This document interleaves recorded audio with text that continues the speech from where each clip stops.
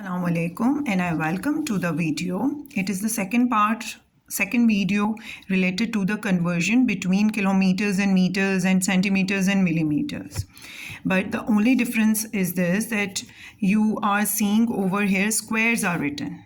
Not just kilometer and meter, the squares are written. Square means that we are dealing with a two-dimensional figure, a 2D type of figures, and it can also be visualized as that it could be the area unit. It could be represented by the area of any shape, two-dimensional. Okay.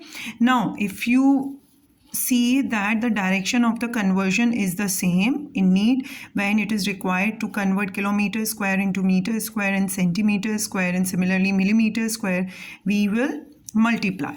But in case of millimeter square and then centimeter square and meter square and kilometer squares, then we will divide.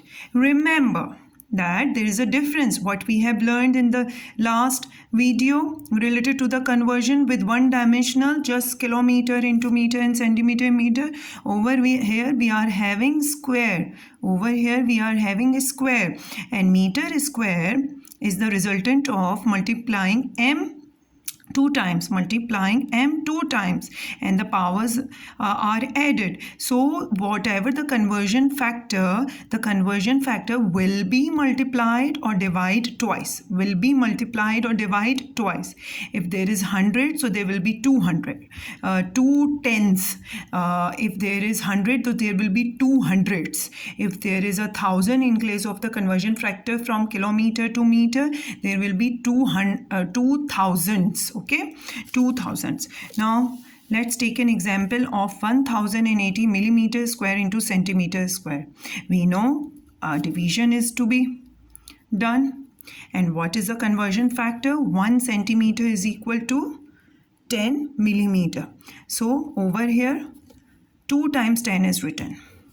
So we have already discussed, if we have a combination of 1 and zeros in the denominator, it is very easy to directly place the decimal.